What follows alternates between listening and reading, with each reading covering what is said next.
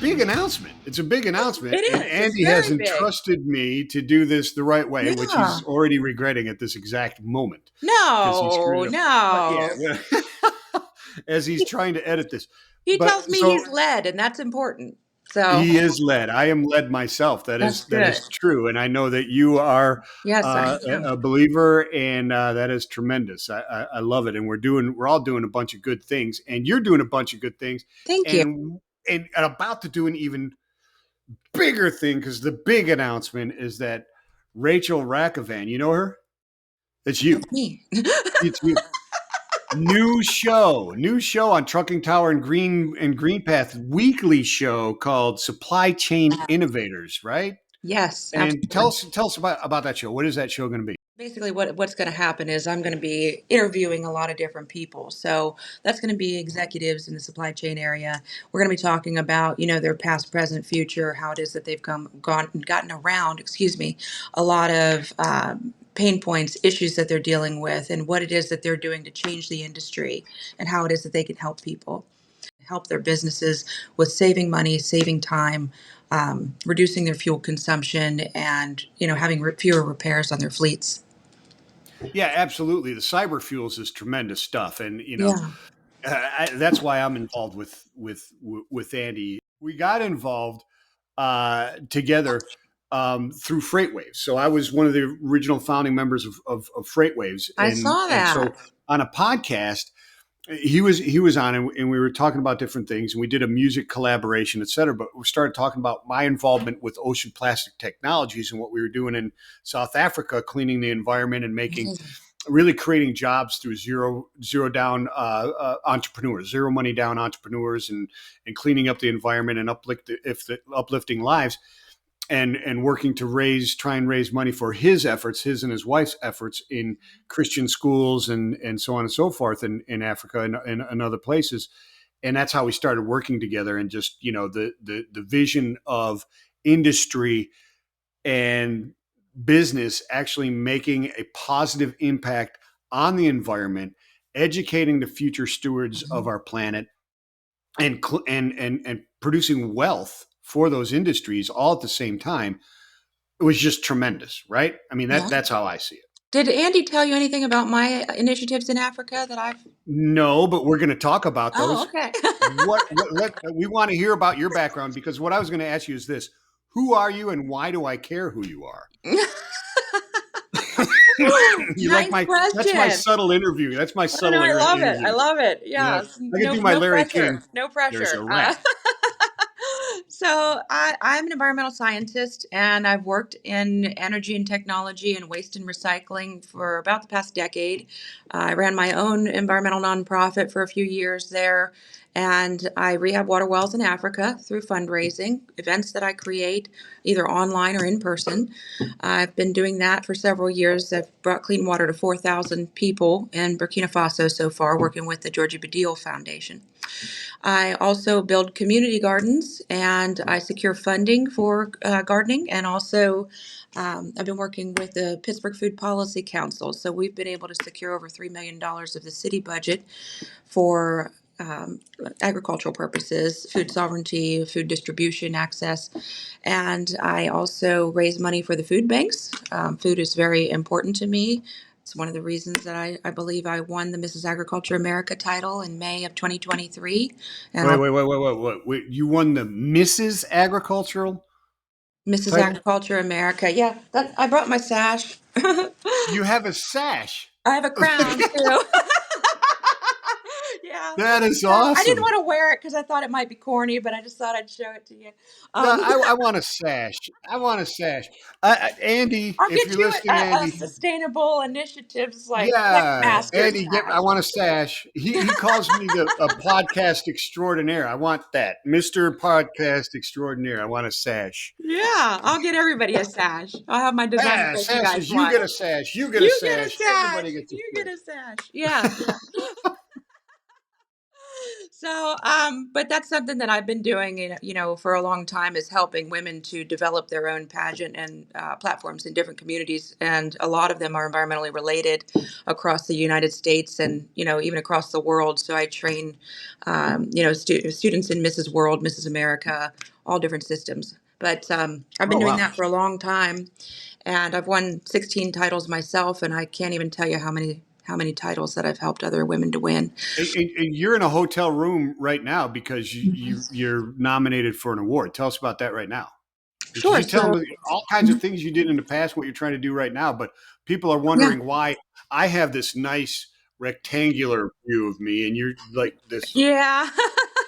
So I'm in Virginia Beach right now with my husband, who's also a trucker, and we are here to see if I have won the Career Environmental Award through Iconic National Nonprofit. So hopefully fantastic. we'll find out if we won. And there are a couple other categories for charity and different areas, but I believe that mine is for career, even though I've done both my whole life. So this is kind of a lifetime thing. Oh, we're talking about, decades of working in the I mean, environmental field I for. mean the award tonight is not for a specific thing. It's just like, hey, this is a person who's been moving and shaking for a long time. So we need to say, look, this is what Mhm. everybody else needs to be doing, man. This Yeah. is someone. It's like a Yeah, lifetime your achievement husband's a award. trucker. Is he a truck driver or hmm Yeah, he's a truck awesome? driver. He works for a company called BM Kramer out of Pittsburgh. They deliver piping to hospitals, manufacturing companies, things like that. Thank you for your service. Everybody says thank you to you for your service for our military, and they should. But Well, he also was in the thank you to our. military and he was in the Well, 10th there you Mountain go. Then Division he's of the he is Army he is a he's a hero in in my mind. every way. Military and a truck driver, I can tell you all every the way. different ways that he's a hero. Yeah, So I'm very, very proud of him, and I respect him.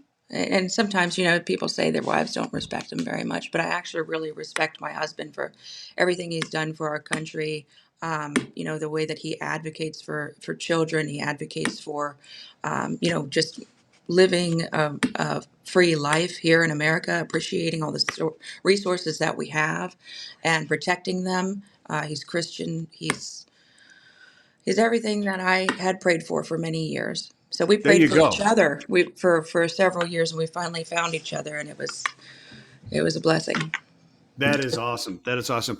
So let's talk more about this show that you're gonna Sure. that is Yeah, let's starting talk up about the here. show. So is so, and it's interesting to me because it's supply chain innovators, right? And Yeah. I've been in supply chain or logistics for 35 years, right? So I've done everything in the industry literally except run a railroad physically. The only thing I've done on a railroad is brokered loads. So from I used a to jump railroad the train cars when I was a teenager. oh, there you go. Did you listen to Boxcar Willie while you were It doing it reminds or me, no? like, I really shouldn't have been doing that. Anyway, It's dangerous. You could get on the wrong oh, it was train, right? very dangerous. Yeah, it was Yeah. filthy, but we used to jump the tracks, all the time. And anyway, go ahead. I was What's listening. the strangest experience you've ever had jumping a train? Hmm. I don't know. I just, I shouldn't have been, like I said, I really shouldn't have been doing that. But I think No, it was you just really something shouldn't have that we been. did when we were kids, you know, crazy stuff like, let's go jump the trains on the tracks and, see if we can ride them and then jump off. And that's what we did. Oh man, It's crazy. don't do that. That I is know. a That's what, big no-no, people. We're not advocating that in any do way, not do shape, or that. Do not form. do this at home. Do not do this Do ever. not get on the tracks. Don't walk on the tracks. Don't No, sit on the tracks. Don't do any of that kind of stuff. no, but If your that's what car I gets am. stuck on the tracks, get out of your car and leave. Don't do any of that stuff. Yeah. But look at the little blue sign. There's a little blue sign with a phone number and a number on it. You call that phone number, give them that number, and they can identify that exact track and shut everything down. Did you know that? Really? No. Oh, baby. See, you said that's something you didn't do. You even know about that. What don't you Well, know, I Mike? never jumped the trains or anything like that, but I do know about the blue sign. And I learned it from rail safety, from podcasting and stuff like that. I was taught that during rail safety week. And I never knew it, but now Ah, you know it. Every time you run across a railroad track, look, there's a little blue sign on the signals. has a phone number and it has another number that identifies that crossing. You call that and tell them that number and it's got an issue and they'll shut everything down. Wow. Yeah, Amazing. there you go. So tell me, what do you want to know about this show? What? Well, okay. So who you're interviewing executives, et cetera, Mhm. right? In it's Right. specifically in supply chains, just trucking executives, or Well, I anybody think in we're going to supply start. chain. Who's the target? We're going to start there, and then we're going to go to the maritime. So we're going to try to, look into people that are really, getting into using and purchasing fuel, and how it is that we can help them, and also, see what kind of issues that they've been experiencing. There's a lot of different. There are several different areas that we can go into with this, but I think we're going to start with supply chain, then head into the maritime.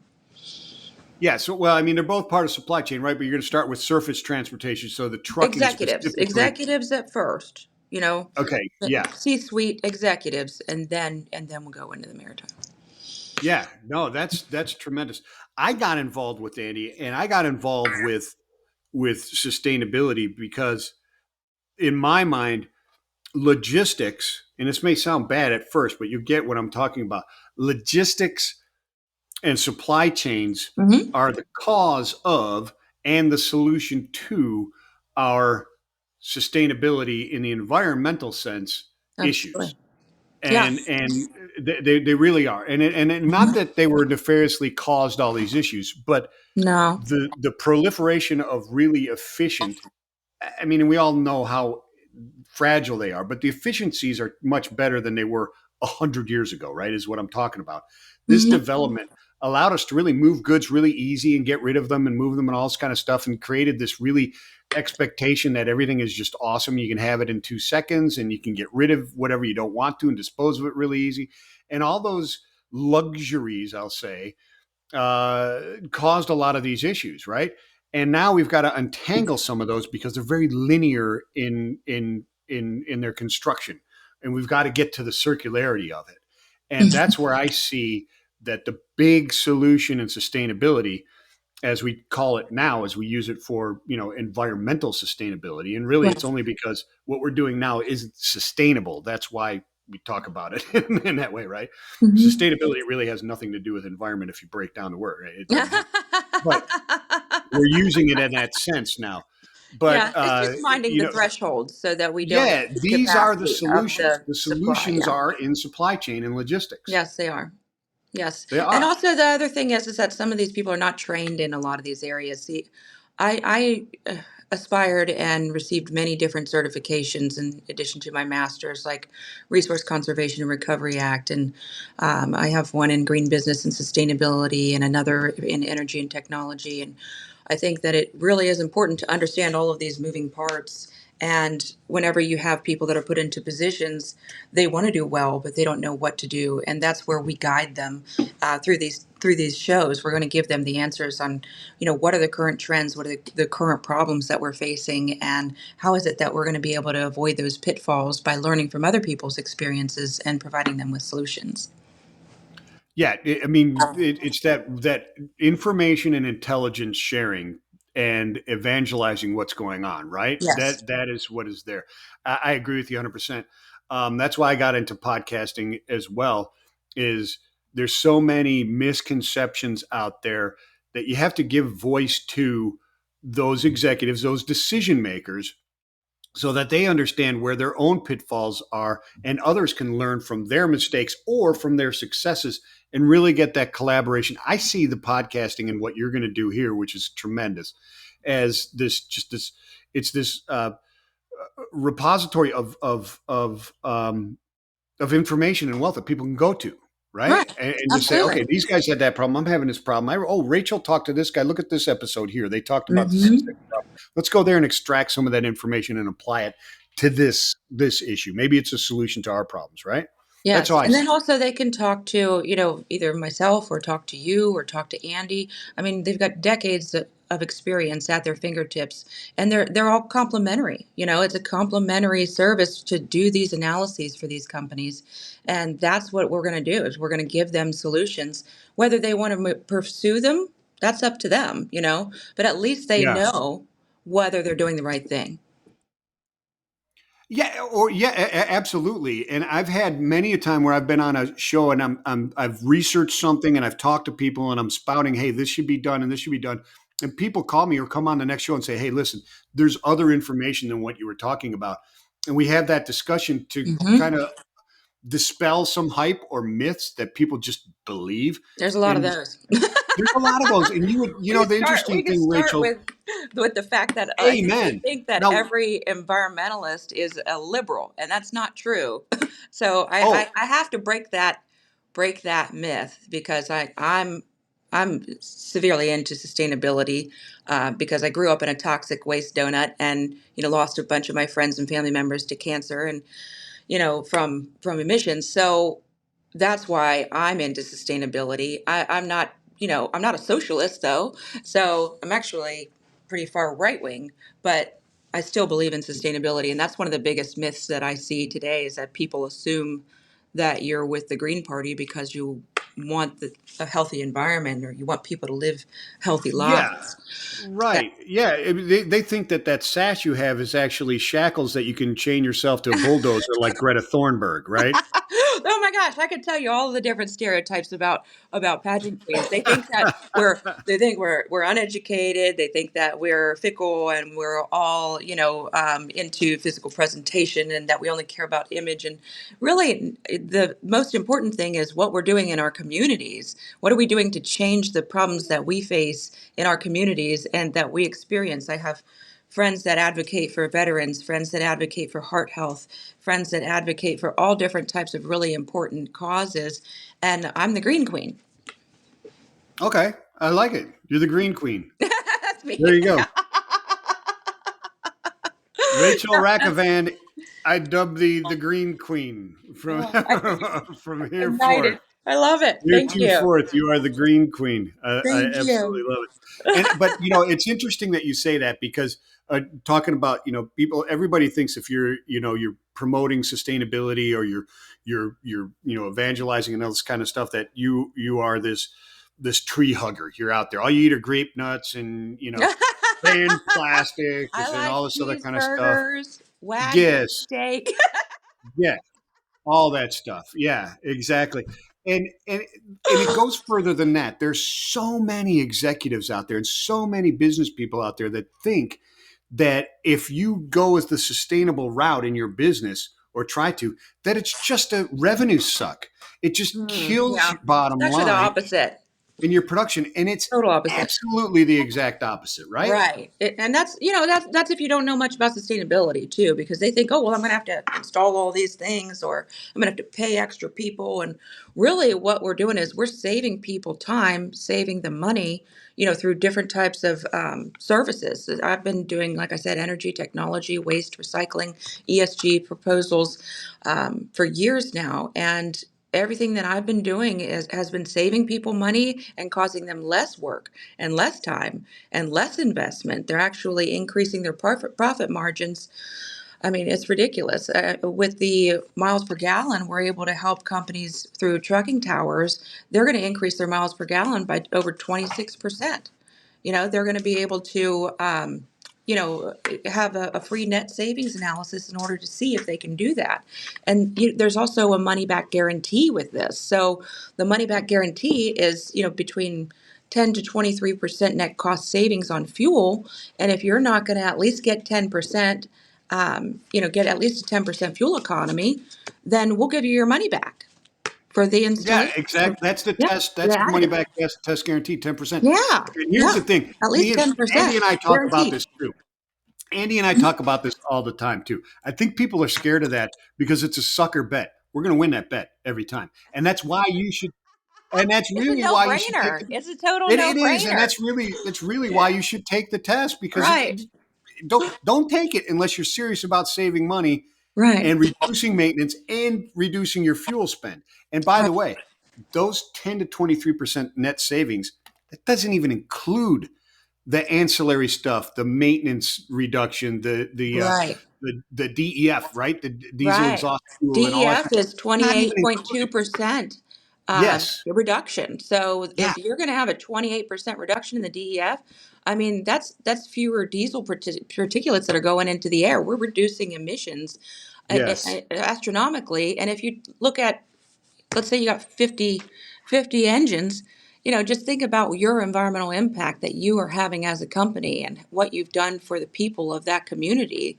It's just, it's astounding. It's amazing. Amen. And you don't have to just rely on the marketing value of of those efforts in order to claim a return on investment, an ROI, as they're Right. all worried about and should be worried about, because that's what sustainability really means, is that your business is sustainable and it will continue into the future. Right. And when we Exactly. talk about sustainability, we're talking about so the environment stay is sustainable in such a manner that we can exist. Because here's the thing, we're not saving the environment. We're trying to save ourselves from an environment that could possibly change. Yeah. Here's my phone. You're a popular guy. Here's tip number 2. Turn off your phone before you start recording as well, Rachel. That's the other tip. Is that some more free advice? I've set all these things up so that this could be educational as well as informative Yeah. at the same time. Well, I But mean, what I I'm think saying that the is, work that you've done too is just really amazing. I've been reading well, up on your well, I your appreciate history, that. and I I just give appreciate you huge kudos for. I mean, what was it, $92 million you were saving companies or something? I was like, that just blows my mind. it. You Well, know, that's I don't know. crazy. Not a Here's lot of so people here. can say that. I mean, I can say that I've been doing these wells and I've been dedicating millions of dollars for food and agriculture, but 92 million. Well, yeah, How? that's I don't, I gotta know how. that's not 100% accurate what you just said, but Oh, we'll yeah. okay. Let me explain it this way. All right. Before I came back for us to do this recording. Before I came back to do this recording, I visited with a completely, and I don't mean global because they're in 2 countries. I mean global because they're in every country. Manufacturer here in Chattanooga, and their waste on a daily and weekly and monthly basis costs them millions and millions of dollars, okay, to get rid of. And I'm talking about plastic waste, I'm talking about wood waste, okay, wood and plastics. Yeah. And just the plastics from their employees that are there, the bottled water they're drinking, the eating in the cafeterias, is like a truckload a week of plastics coming out of there, going to landfill. You show them how they turn that cost of spending that money to have it hauled away into actual revenue coming in. Now, none of it will go to landfill, and they'll actually make money by doing it that way. That's what OPT does. Okay, That's awesome. reducing that value chain down to the collection site and the processing right there, so it goes right back into manufacturing. There's your incentive to participate.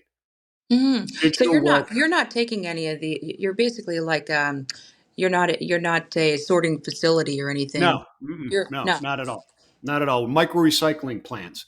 We take these plants and we set up these systems so that a manufacturing facility or a community or a sports venue or whatever it happens to be that would be sending all their plastics through single stream going to a major MRF or Hmm. whatever it happens to be, and then it Right. just really goes to landfill. It's all sorted, processed right there, as Right close on to that the site. consumer, right there as possible. That's How do where you the prevent economic, that contamination from the regular by municipal getting there as close to recycling? possible. As you get, the closer you get to source, the easier it is to keep those streams of plastic separated from each other and that contamination separated. Wonderful. Right? And do you have a person that's assigned to make sure that these are all separated, or do they not Yeah, even do yeah, that? yes, yeah. At the operation of the facilities, it's You have either one in the person. design of the program at the facilities or at the operation of the actual machine itself. But when you're Well, talking I'm about, curious about how it is that you're managing the totes and so forth. Is there one person that's assigned on the site? Is it their regular janitor or whatnot, no, and they no, just no, make sure we assign you people. assign somebody? Yeah, Okay, yeah, we assign. interesting. Yeah, So that's what that's a great program. we're doing. But I love what you have done, because we're also in the agricultural part of it as well. Right, But we're absolutely. So yeah, I build and community gardens and I distribute to. people, food to people that are in need, excuse me. And that's been something that a passion of mine for many years.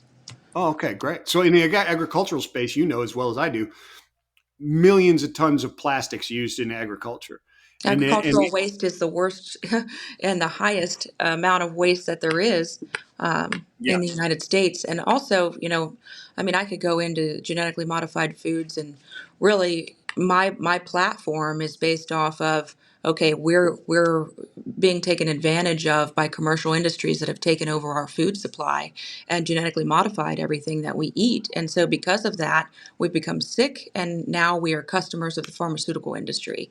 And you would think that no pageant queen would say that, but I've been saying it, and it people seem to be embracing it now. And you're they the are green right. queen. That's right. They are now standing up for themselves. They're building their own gardens. They're building community gardens. They're working on making sure that they're not eating toxic food. And that's, I think, the truest freedom there is. Whenever we have health, health is freedom. Oh yeah, absolutely. Agree 100%. We're attacking it from the plastic side of things. There's Right. so much agricultural plastics and it's so contaminated. But our solution is to go right to that source and clean it at source and process it at source to get it back into the Right. plastic stream so that we're recycling it and reusing it. So, What's your percentage of diversion away from landfills? Do you have that? Do you know what statistically? in our, yeah, so in communities in South Africa, we have those numbers. We're a year here in the United States, so we're just growing Mm, here. So those numbers are being established. right. But so in communities in South Africa, we've been able to reduce the volume of trash going into landfills in some instances as high as 70%. Wow, that's Yeah, amazing. because plastics is a major, major, major part of it.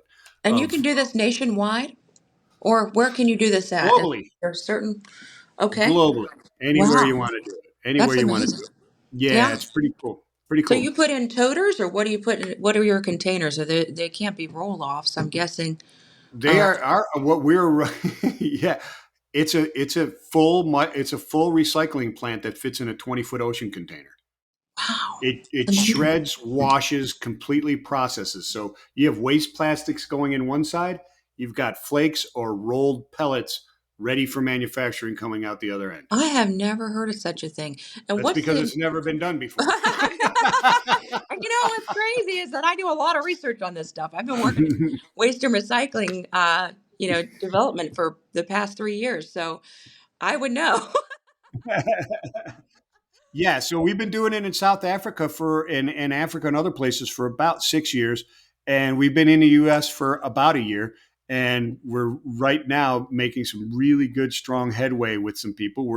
We're about to start a project in the USVI in the Mhm, Virgin Islands to start recycling there. They have no formal recycling program in the Virgin Islands, mhm, so we will be the first there, and also throughout the United States, looking at boat wrap, agricultural wrap, and logistics plastics, like I was just talking about mhm. in this Yeah, manufacturing. there's a A lot of waste there. truckload, a truckload of pallet shrink wrap a day coming out of this manufacturing place Yeah. that now will be processed on site and sold as pellets directly back into manufacturing.